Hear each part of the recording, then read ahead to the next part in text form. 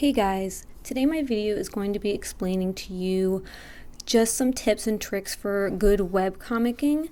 These are things that I practice and help grow my webcomic ET Girl, which is currently up on Webtoons to read for free.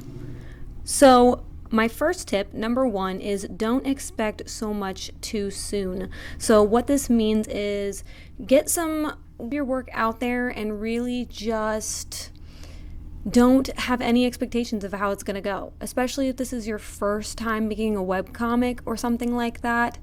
It's setting yourself up with high expectations that it'll do really well or that it'll blow up or it'll go viral. That will just cause you to crash and burn a lot faster if you don't meet your expected results within whatever expectations you hold for yourself. So remember that everyone's got somewhere they have to start, and even the greats started somewhere, and they probably have some pretty bad comics that were failures that you don't even hear about floating around somewhere. I know for myself, my first real webcomic that I dedicated myself to making was one called Prima, and it's still on Drunk Duck webcomics, the website. I think it's now just called The Duck. It was a webcomic that I started when I was 15 in high school. I did not have the dedications to keep up with it. It's actually really funny now that it's been about 10 years to look at that comic and see how bad it is and how you can tell I went through being very dedicated to it. My art was improving, and then you can tell I just was making pages up on the fly. It was all just really bad and really funny. Let's move on to tip number 2. Don't make any merchandise too early.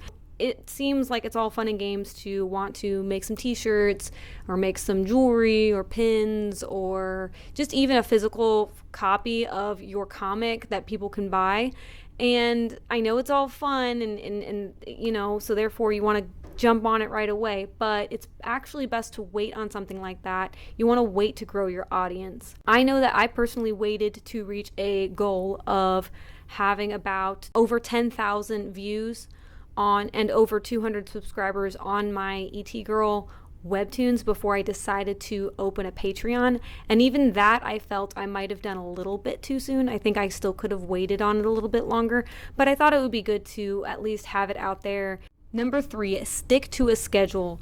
So I've always been told that consistency is key. I know it's probably something you hear a lot, probably sounds like a broken record to hear it, but it's very true.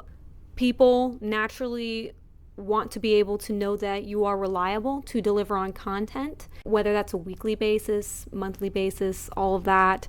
I would consider making sure that what you post is consistent. So if you know you can deliver 2 pages a week and you post Monday, Friday, I would go ahead and do that. If you know that it's easier for you to just do one big post at the end of the week, something like a Friday or on the weekends would be a good choice. But as long as it's the same time and the same day every week that you're delivering this content. That way your audience knows what to expect. All right, number 4, keep everything at 300 DPI for later. So this is a tip that I learned when I was drawing art back years ago. So DPI is the thing in your program that determines I believe it's dots per inch. And this can make a huge difference in print quality. And it's also important for artists and creators online to understand that they should never post 300 DPI artwork online. They should always keep it at about 72 DPI. That way, if someone decides to right-click, save, and download your image that you've uploaded on the internet, they can't take that image and blow up the 72 DPI image and use it on t-shirts without it coming out looking very bad. So I highly recommend that you upload everything at 72 DPI when you do your webcomic or anything else, but make sure you save a copy for yourself later that's 300 DPI for print quality. Number 5, I recommend posting daily around 6 p.m. or so, around 5 or 6 p.m. This seems to be the time in which people come home and they are ready to want to sit down on and look at their phone or their tablet or their computer. And so therefore I think posting around 6 p.m. when you're advertising that you have a new episode up, or even if you want to wait and post your episodes at 6 p.m., that might be a good option as well. I currently post ET Girl at noon, and I'm thinking about adjusting that and seeing if I can get more of a readership if I start posting it at around 6 p.m. But we'll see. I still have to mess around with it. Number 6, post pages to Webtoons, Tapastic, SmackJeeves, and DeviantArt. These are the places you can go to post your webcomic. Now, if you post to multiple platforms, this is called mirroring. So what it'll mean is you can post your comic on Webtoons as well as DeviantArt. Some people like to stagger it. Some people like to upload them at the same time. Some people like to just use one platform to post their comic. And I think that any of those options are good. It depends on how you feel it's driving your traffic. I personally like to keep ET Girl just on Webtoons. I tried it out on other platforms and I found Webtoons to be the one that worked for me. But basically, I'd always recommend posting your webcomic to multiple places because that'll help you determine where your audience is. And once you see it doing really well on one of those sites, then you can go ahead and choose if you want to keep it and keep mirroring it on those other sites or if you want to remove it.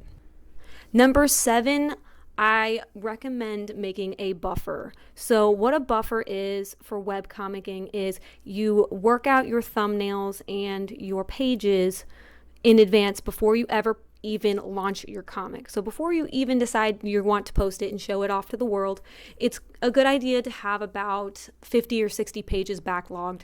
That's what I've been told, about 50 or 60 pages. Now you probably could get away with having a buffer of about 20 pages, 30 pages. It depends on if you post weekly or if you post twice a week. If you post twice a week, I would recommend that you have double the amount of the minimum. So the minimum I would say would be 20 pages.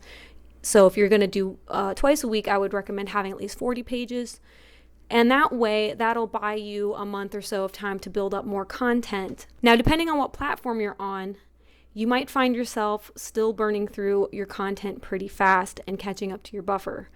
So it's important to stick to your own schedule and don't use that time in which you have your buffer where suddenly you have a month off now that you're starting to post your comic because everything's been scheduled to post and now you're free to not work on comics for a month. I recommend you still work on it, you still keep that schedule, you still stay consistent, even if the pages that you're working on are not going to be shown until next month to your audience or maybe even 2 months in advance. Okay, tip number 8, choose if you want to post black and white or color art.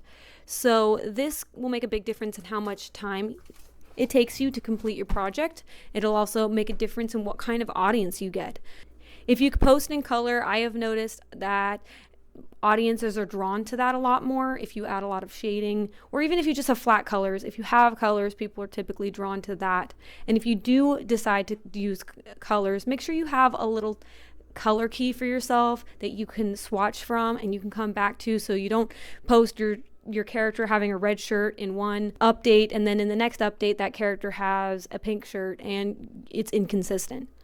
The only downside of doing color comics is they do take longer. So it just depends on the format and what you're going for.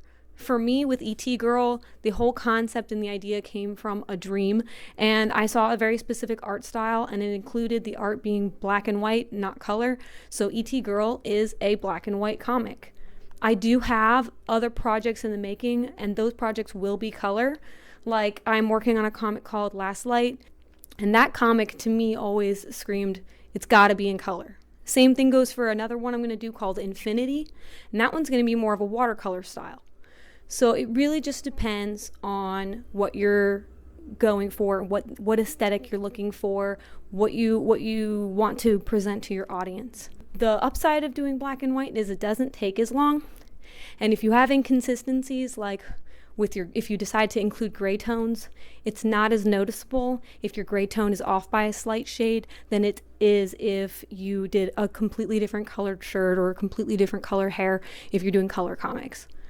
Number 9, I have read this tip online to say to post extras to your Tumblr, your Twitter, your Instagram, and Facebook. So extras for your comic could be things like original character art sketches or mock-up sketches. They could be thumbnails, work in progress pictures. You could do like little one-off character mashups or collabs with other people's characters. And personally, my recommendation for this is it would be to upload that content to your DeviantArt stash and make that content available to your Patreon viewers. Now, not all of it, of course. For me personally, if I do a collaboration with another artist on Instagram, or if we do a character swap, or if we do a mashup, I will probably post that stuff for free on my Tumblr, my Twitter, my Instagram for everyone to see. But stuff like the behind the scenes content, early viewings of your work in progress pages, I would recommend putting that on your Patreon. Number 10, maturity ratings. With Webtoons, they have an option to mark your comic as mature content or not. ET Girl, if it has any content that crosses the line of being overtly sexual, I've decided that that content will be available for my Patreon viewers.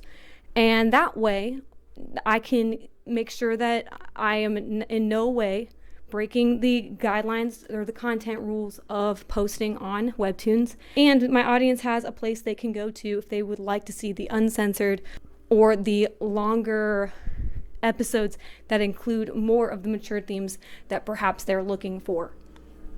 So I highly recommend doing that. So this was my video on my tips for starting your webcomic. I know a lot of these things are very basic. You can get a lot of this information online, but this is just my personal takeaway and my personal tips and tricks to help you out. So if any of these were helpful to you, or if any of these tips taught you something you didn't know for webcomicking, let me know in the comments. Let me know if this helped your comic out. Or if you have a webcomic, let me know about it. Drop me a comment about it. I'd love to check it out. I don't just create webcomics because I like telling stories.